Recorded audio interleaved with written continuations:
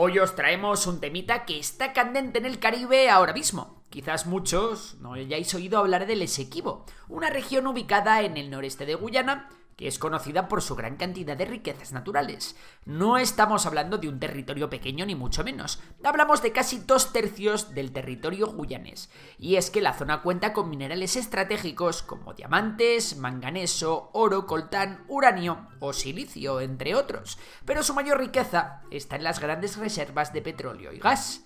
Y ahora la pregunta del millón: ¿cuál es el lío aquí? Pues resulta que Venezuela, su vecino, sostiene que por razones coloniales este territorio le pertenece. Esta razón ha llevado al presidente Maduro a convocar un referéndum consultivo sobre si el país debe reclamar el Esequibo, pero ¿tiene base histórica esta reclamación? ¿Hay algún interés, además de petróleo, en esta zona? ¿Quién debería mantener este territorio? Pues no os mováis, que os lo contamos ahora mismo.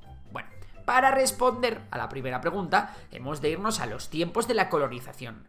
Tiempos en los que este área ya era de gran interés para los colonos que allí llegaron, debido a la gran cantidad de recursos disponibles a lo largo del río Esequibo. Por allí pasó todo el mundo, hasta los suecos. Durante los siglos XVI y XVII, el Imperio Español controlaría la parte que actualmente es Venezuela, mientras que los Países Bajos tendrían el poder de la región de Guayana Esequiba. Más tarde, con el declive del Imperio Español, sería Reino Unido el que se llevaría el gato al agua en la región. Ya sabéis, New Kid on the Block.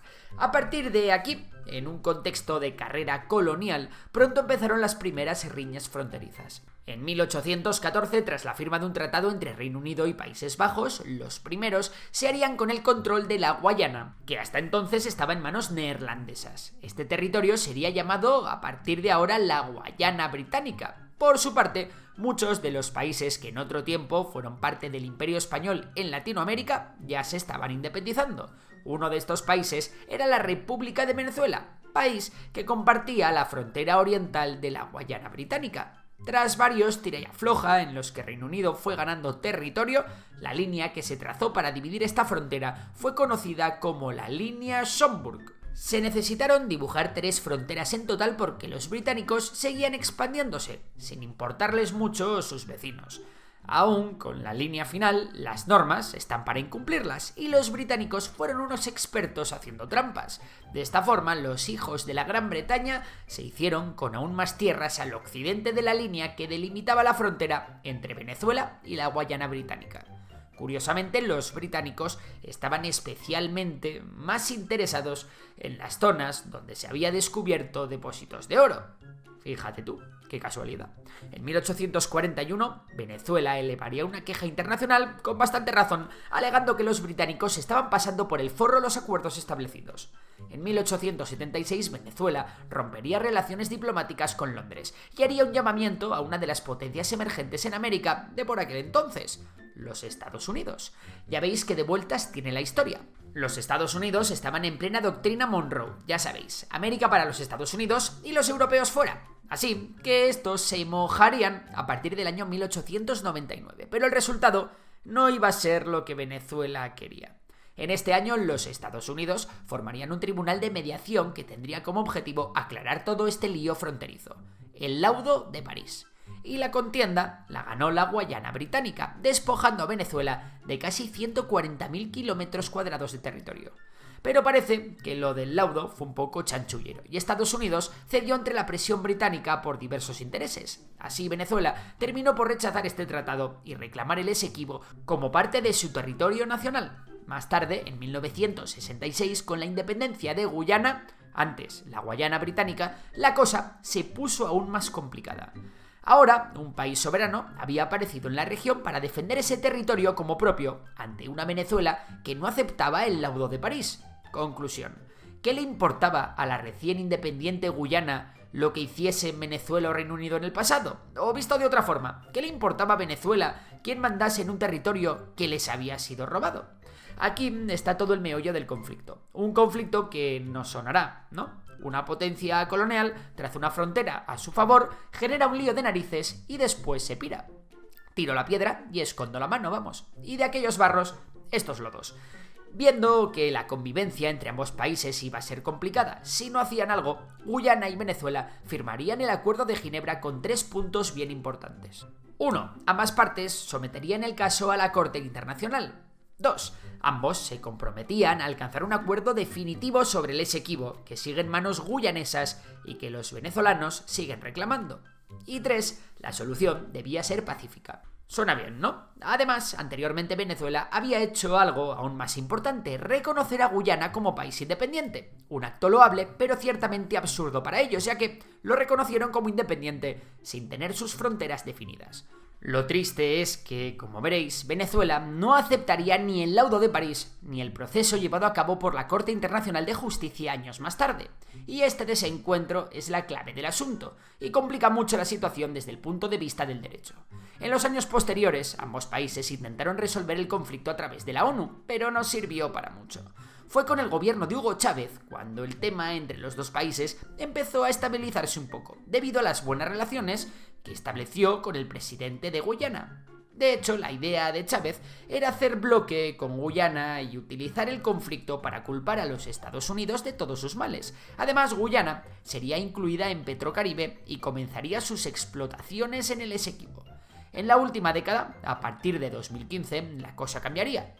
Y es que en el Esequibo, y sobre todo en sus aguas, se empezaron a descubrir decenas de yacimientos cuyo petróleo sería explotado a lo bestia por la multinacional ExxonMobil. Gracias a esto, el PIB de Guyana se disparó en los últimos años, algo que no ha sentado bien en la Venezuela de Maduro, que después de todas las penurias que ha pasado en los últimos años, busca como loca nuevas líneas de crecimiento para el país. Todo esto ha llevado al gobierno de Venezuela a llevar a cabo un referéndum en el que se preguntó a la población venezolana sobre esta cuestión. En el referendo se preguntaron 5 cuestiones que ahora mismo vamos a resumir. 1. ¿Rechaza el laudo de París? 2. ¿Apoya el acuerdo de Ginebra? 3. ¿Está de acuerdo con no reconocer la posición de la Corte Internacional? 4. ¿Está de acuerdo en oponerse con todos los medios a que Guyana tenga un mar con fronteras no limitadas de manera ilegal y en violación del derecho internacional?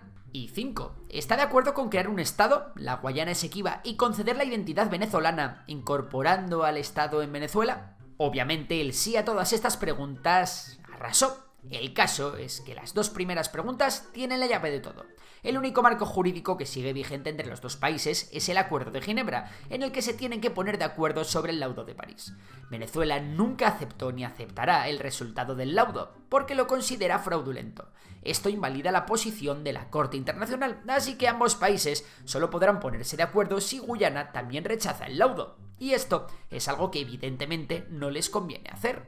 Con la 4ª pregunta ya se plantea de base que Guyana no es soberana del territorio, en el que explota sus recursos. Y la última pregunta es sin duda la más polémica, claro, ya que se habla sin tapujos de una anexión. Como decía anteriormente, el sí ganó aplastantemente el referéndum con las 5 preguntas, lo que implica que los venezolanos rechazaron la jurisdicción de la Corte Internacional. Con este voto, Venezuela pretende acabar con el status quo que existía en la región.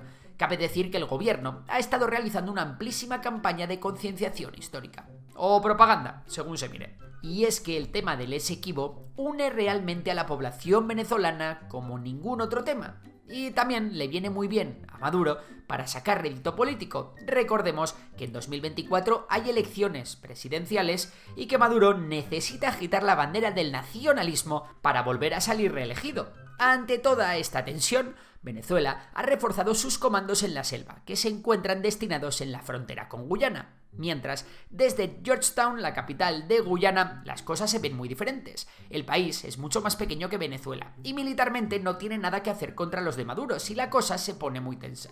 Sin embargo, Guyana cuenta con aliados, como Brasil, Reino Unido o incluso Estados Unidos. A pesar de que los brasileños han pedido paz y no se han mojado en esta cuestión, el ejército de Brasil sí ha reforzado su frontera norte con Venezuela, y la cooperación entre las Fuerzas Armadas de Guyana y las de Brasil ha sido constante en los últimos años. Además, el ex vicepresidente de Guyana visitó a finales de noviembre el Departamento de Defensa de los Estados Unidos y se comenzó a hablar sobre la posibilidad de establecer bases militares allí. La región del Esequibo es algo a lo que Guyana no va a renunciar fácilmente. La pregunta difícil es, ¿quién debería tener más derechos sobre esta zona? Pues como habéis visto, ambos países tienen motivos de peso para reclamar el territorio. Es un tema complejo. Venezuela basa su legitimidad en que Estados Unidos y Reino Unido tuvieron un comportamiento fraudulento en el laudo de París, algo que sí que es evidente. Además, critica a Guyana por el juego sucio y por ponerse de parte de sus antiguos colonizadores. Esto entronca muy bien con el antiimperialismo que tiene por bandera el chavismo. Por su parte, Guyana se legitima mediante la Corte Internacional y excusando que las decisiones de sus países coloniales no deberían influir en su soberanía. Y es precisamente la soberanía de Guyana lo que concentra a la mayoría de países de la región contra la posición de Venezuela. Sea como sea, la paz buscada en los acuerdos de Ginebra parece que se ha roto. Y diréis, ¿y ahora qué? Pues bueno, toca esperar a una nueva resolución del Tribunal Internacional. No obstante, ambos países están militarizando sus fronteras y es notable que la tensión ha crecido. Maduro ha anunciado la movilización del ejército y la anexión por ley del Esequibo tras el referéndum, pero aún no está claro qué pasos va a dar y hasta dónde puede escalar la tensión. Además, el mapa de alianzas y bloques que actualmente rige el mundo no ayuda a nada. Un gran aliado de Venezuela, Rusia, nos ha enseñado que iniciar una anexión forzosa no es algo imposible. No obstante, aún es pronto para decir nada y es prudente guardar la calma. Así que suscríbete a Memorias de Pez, que cualquier cosa que pase en el Esequibo te la contaremos aquí. Y esto es todo por hoy. Si te ha gustado el vídeo ya sabes que puedes dar like, suscribirte y, como no, seguir a Memorias de Tiburón y a Memorias de Dolly, nuestros otros canales sobre economía y ciencia. Por lo demás, un saludo y hasta la próxima.